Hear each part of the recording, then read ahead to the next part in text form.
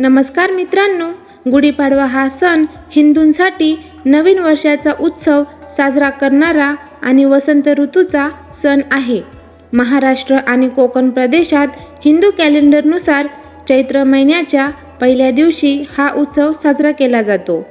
गुढी या शब्दाचा अर्थ ध्वज आहे, तर पाडवा हा शब्द संस्कृत शब्द प्रतिपदापासून आला आहे, जो चंद्र पंधरवड्याच्या पहिल्या दिवसाचा संदर्भ देतो.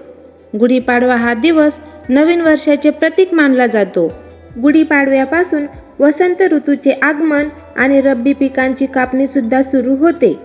गुढीपाडवा हा एक भारतीय सण असून तो हिंदू दिनदर्शिकेप्रमाणे चैत्र शुद्ध प्रतिपदेला महाराष्ट्रात साजरा केला जातो. शालिवाहन संवत्सराचा हा पहिला दिवस आहे. वेदांग ज्योतिष या ग्रंथात सांगितलेल्याप्रमाणे 3.5 मुहूर्तांपैकी हा एक मुहूर्त आहे. या दिवशी नवीन वस्तू खरेदी, व्यवसाय प्रारंभ, नव उपक्रमांचा प्रारंभ, सुवर्ण खरेदी इत्यादी गोष्टी केल्या जातात. दारी उभारलेली गुढी हे विजय आणि समृद्धीचे प्रतीक मानले जाते. गुढीपाडव्यापासूनच राम जन्मोत्सवाच्या कार्यक्रमाचा सुद्धा प्रारंभ होतो. मित्रांनो, गुढी उभारण्यासाठी सूर्योदयानंतर शुभ मुहूर्त असतो. गुढीची काठी ही उंच बांबूपासून तयार केली जाते. गुढीपाडव्याच्या दिवशी गुढी उभारण्यासाठी काठी धुवून पुसून काठीच्या वरच्या भागाला रेशमी वस्त्र किंवा नवीन साडी ब्लाऊज पीस सोबतच गुंडाळतात. काठीला कडुलिंबाची डहाळी, आंब्याची पाने, फुलांचा हार, साखरेच्या गाठीची माळ बांधून त्यावर तांब्या, चांदीचा गडू किंवा घरातील कोणताही तांब्या उलटा ठेवला जातो. ज्या ठिकाणी आपल्याला गुढी उभारायची आहे त्या ठिकाणची ती जागा स्वच्छ करून तेथे पाट ठेवला जातो. तेथे छानशी रांगोळी काढली जाते आणि त्या पाटावर गुढी ठेवून बांधली जाते. आपण गुढीला दारात, गच्चीवर, गॅलरीत सुद्धा लावू शकतो. गुढीला हळदी कुंकू लावून अक्षदा वाहून गुढीची पूजा केली जाते. गुढीपाडव्याच्या दिवशी घरोघरी खास महाराष्ट्रीयन पदार्थ बनविले जातात, जसे की पुरणपोळी, श्रीखंडपुरी, खीरपुरी, सारभात, भजे, कुरडे असे पंचपक्वान्नांचं जेवण बनवलं जातं. गुढीला गोडाधोडाचा नैवेद्य दाखवून परत गुढीची पूजा करून सन्मानाने गुढीला परत खाली उतरून घरात देव्हाऱ्याजवळ ठेवली जाते.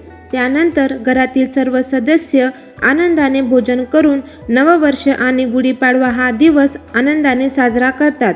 या दिवशी मोठी खरेदी करणे, एखाद्या नवीन कामाचा प्रारंभ करणे, गाडी, घर, सोने इत्यादी इतर गोष्टी खरेदी करणे देखील या दिवशी शुभ मानले जाते.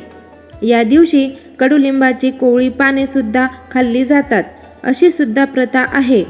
याचप्रमाणे या दिवशी कडुलिंबाची कोवळी पाने, फुले, चण्याची भिजवलेली डाळ, जिरे, हिंग आणि मध मिसळून प्रसाद तयार केला जातो.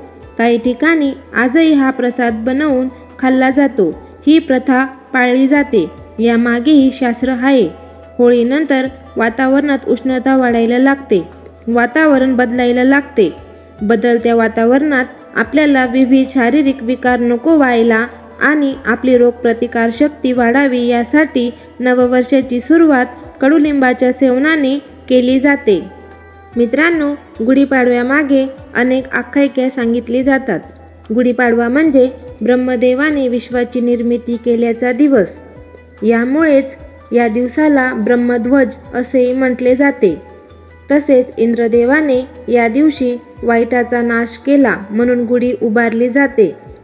हिंदू पौराणिक कथेनुसार भगवान श्रीराम 14 वर्षे वनवास भोगून लंकाधिपती रावणाचा पराभव करून याच दिवशी म्हणजे चैत्र शुद्ध प्रतिपदेला अयोध्येत परतले आणि त्यांच्या विजयाने प्रजेने आनंदी होऊन घरोघरी गुढी उभारली. दुसरी आख्यायिका अशीही सांगितली जाते की शालिवाहन नावाच्या कुंभाराच्या मुलाने शंखाचा म्हणजे शत्रूचा पराभव करण्यासाठी 6000 मातीचे सैनिक पुतळे तयार केले व त्यात प्राण घालून त्यांच्या सहाय्याने याच दिवशी शंखाचा पराभव केला. याच शालिवाहन राजाच्या नावाने नवीन कालगणना शालिवाहन शक देखील चालू झाला. तसेच इतिहासात छत्रपती शिवाजी महाराजांनी मराठा साम्राज्यात शत्रूवर मिळवलेल्या विजयाचे प्रतीक म्हणून गडावर गुढी उभारली जात असे. मित्रांनो, अशा प्रकारे गुढी ही विजयाची पताका आहे. गुढीपाडवा हा विजयाचा, चैतन्याचा, आनंदाचा, मराठी नववर्षाचा सण आहे. वाईटावर चांगल्याचा विजय, समृद्धी आणि निसर्गातील नवचैतन्याचे प्रतीक म्हणून या दिवशी घरोघरी दारात गुढी उभारून पूजा प्रार्थना केली जाते. मित्रांनो, गुढीपाडव्याची संपूर्ण माहिती देणारा हा व्हिडिओ तुम्हाला नक्कीच आवडला असेल.